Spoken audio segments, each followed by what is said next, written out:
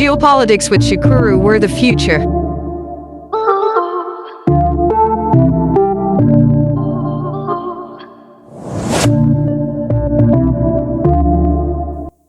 Hello everyone, this is Geopolitics. We have got some great news to announce to you.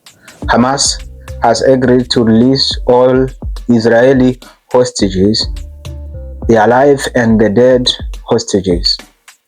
But there are still some questions that people are still wondering, because among the conditions that Americans or the US president has given to Hamas, not among the peace plan is that Hamas must leave the leadership in Gaza, but also to leave all the military equipment, it means the arms, the guns, everything. So I don't know if they agreed on that part, but they agreed on leaving all the hostages. That is the news we got. First, we have to listen to this one from Fox News. Hear the video of Fox News. The story that we are getting information on right now is potentially a big one. Hamas has reportedly agreed, and we really want to make sure that that this is where they are right now, because we know that Hamas has gone back and forth on this 20-point deal and whether or not they would agree to it all. But there is indications that they are offering to release the remaining hostages, dead and alive, and this is coming from Reuters this afternoon. Now, President Trump gave the group until Sunday evening to accept his Gaza peace plan. We don't know if they have agreed to all of these elements, though, so we need to just sort of tread carefully here as we wait to see exactly what they have agreed to. Let's bring in Fox News contributor and National Review Institute fellow Douglas Murray, who joins us by phone. Douglas, good to have you with us. As I said, we're just getting the early indications on this. What are your thoughts at this point? My first thoughts are that it needs to be treated with considerable caution. Hamas know they have 2 more days, of course, and they are world experts at dragging things out.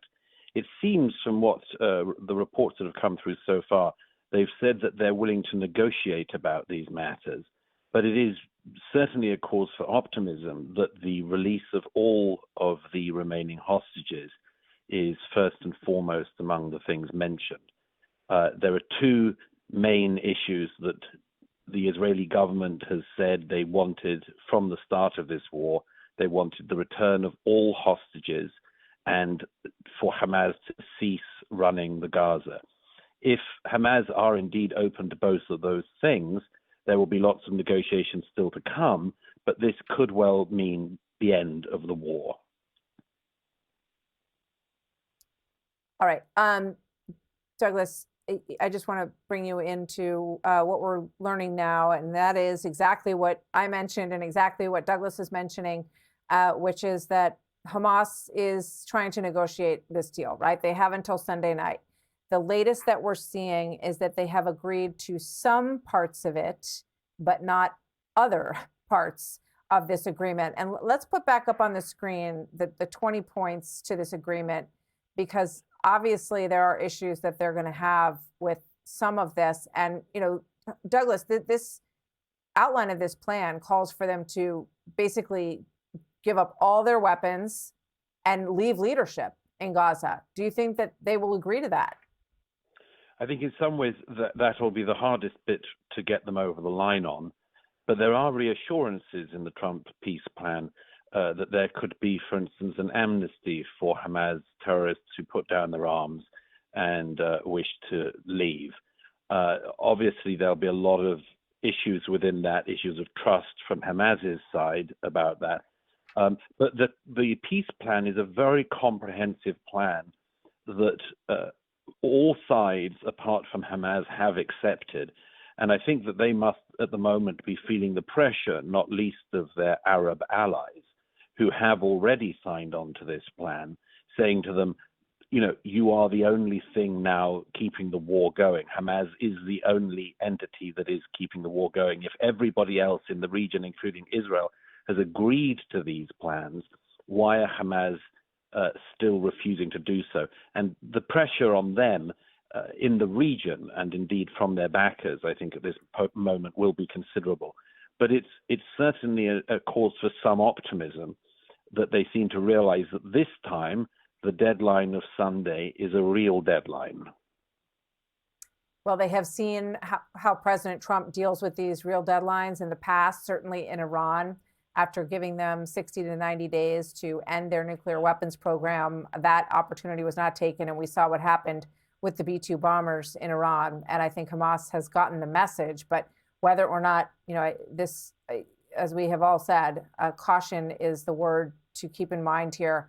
And hear the video of Sky News. So for you to confirm the news, so you have seen the two this TV. I think they are, let's say they are trustworthy. So here you go. On the peace plan put forward by the US president to end the war in Gaza. Hamas has said in the past few moments that it accepts some elements of Donald Trump's proposal, but that others require further negotiation. Trump had earlier given Hamas until Sunday night to agree to his plan.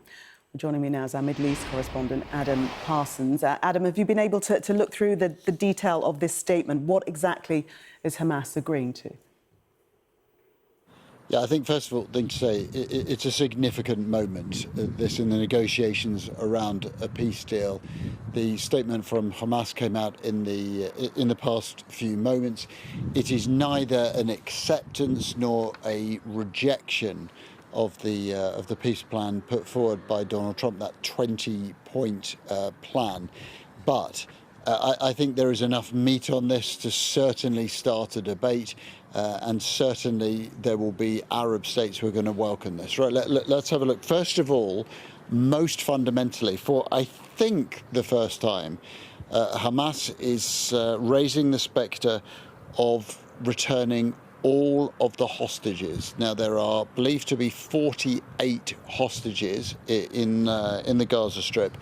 It's understood that 20 of them are alive, that 28 are dead. And Hamas will said, in this context, and talking about the negotiations around a peace deal, the movement announces its approval to release all the prisoners of the occupation meaning